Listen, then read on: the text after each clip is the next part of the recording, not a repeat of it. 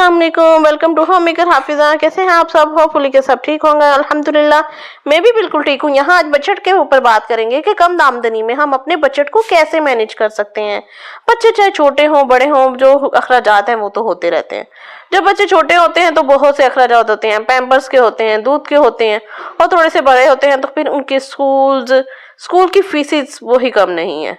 और जैसे जैसे बड़े हो जाते हैं तो हम अगर ये सोच लेते हैं कि बड़े होकर अखराजात कम होंगे, तो वो कम नहीं होते बल्कि और बढ़ते जाते हैं। लाइफ में ये सिलसिला तो चलता जाता है। तो हमने यहाँ पे सोचना है कि हमने अपने बजट को कैसे मैनेज करके चलना है कि हमें परेशानी ना हो, हम भी खुश हों, हमारे घर वाले भी खुश हों और सारा बजट भी मैनेज हो जाए। तो इसके लिए सबसे पहले तो मैं आपको यही कहूंगी कि हमने एक रूल्स अपने लिए बना लेने हैं, अपने रूल्स पे चलना है। यानी कि हर चीज की आपने लिस्ट बनानी है, ये बहुत जरूरी है। जब तक हमें पता नहीं होगा ना हमें किस चीज की जरूरत है, हमें क्या चाहिए, तब तक हम बिल्कुल भी सही तरह अपने बजट को यूज नहीं कर पाएंगे और बजट आउट होता जाएगा। मैं अपने बजट के लिए क्या करती हूँ कि एक रूल्स बना लेती हूँ। रूल्स बनाने से क्या होता है कि आप जब एक रूल बना लेते हैं ना, मैं एक लिस्ट बना लेती हूँ, चाहे उसे नोटबुक पे बना लें या मोबाइल पे बना लें, बस हमारा मकसद ये है कि हमने लिस्ट बनानी है, हमें पता हो हमारे खर्चे क्या हैं। जब हमें पता होगा ना, और उसमें ना सारी छोटी बड़ी सब चीजें शामिल करनी है। और हम मिस्टेक कहाँ करते हैं, हम सारी बड़ी बड़ी चीजें तो लिख लेते हैं लेकिन छोटी चीजों के बारे में सोचते ही नहीं है। अक्सर ऐसा होता है कि जब हमें कभी दिल करता है कुछ खाने को, हम बर्गर मंगवा लेते हैं और खा लेते हैं। इसी तरह मार्केट का चक्कर लग गया और हमने वो चीज कुछ भी लेना नहीं होता, लेकिन वहां पे कुछ अचानक से बच्चे का सूट पसंद आ गया या कोई चीज पसंद आ गई, तो क्या होता है हमारा, हम पसंद आ गई तो हम ले लेते हैं और हमारा बजट आउट हो जाता है। तो इस वजह से भी हम परेशान होते हैं ना। यहाँ पे रास्ते में एक आइसक्रीम वाली शॉप पे ने एक मदर को देखा कि वो अपने बच्चे को आइसक्रीम लेके खिला रही है, खुद भी खा रही है और बच्चे को ज्यादा खिला रही है। बच्चा खा भी रहा है लेकिन फिर भी साथ साथ जिद कर रहा है।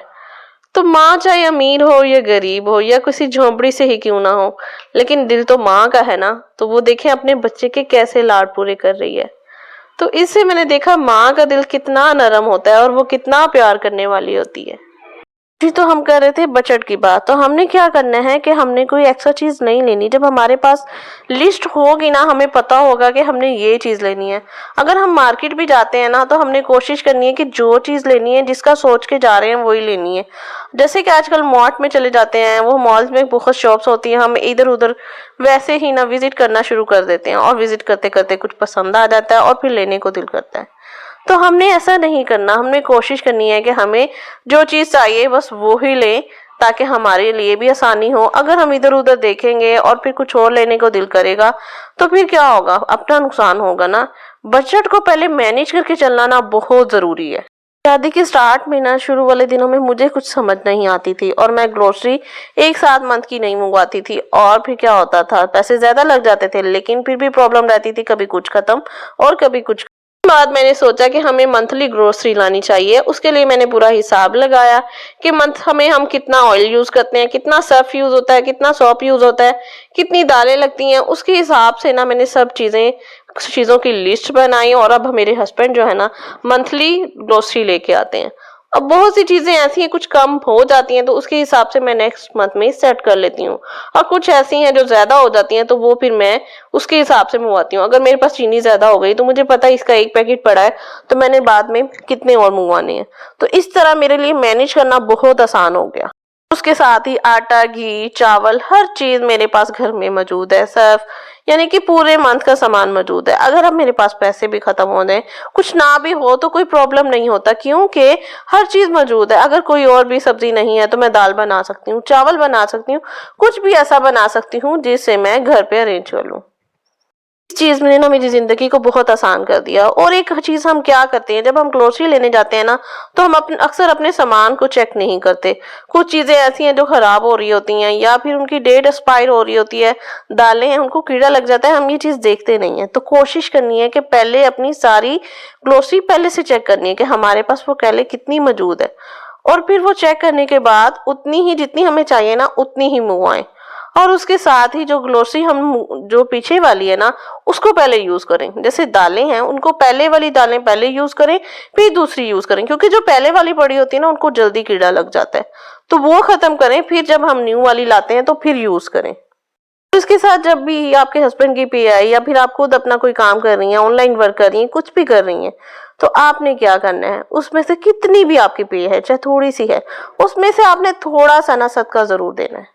सदका देने से क्या होता है, कम नहीं होता। सदका देने से माल में बरकत होती है, वो खुद ब खुद हमारे रिस्क में इजाफा होता है। तो इसकी हैबिट बना लें कि सबसे पहले उसके पैसे जरूर निकाल लें। जब वो बहुत ज्यादा खर्च हो जाते हैं ना, तो हमसे निकालना मुश्किल हो जाता है, इसलिए सबसे पहले निकालें। और इस चीज को सोच लें कि देने से बढ़ता है माल, देने से ना, अल्लाह की राह में देने से माल बढ़ता है, ना कि कम होता है। तो इसलिए इस चीज की टेंशन नहीं लेनी, ये हमारा कम नहीं हुआ बल्कि ये तो आगे हमारा जमा हो रहा है, इसका हमें अजर मिलना है।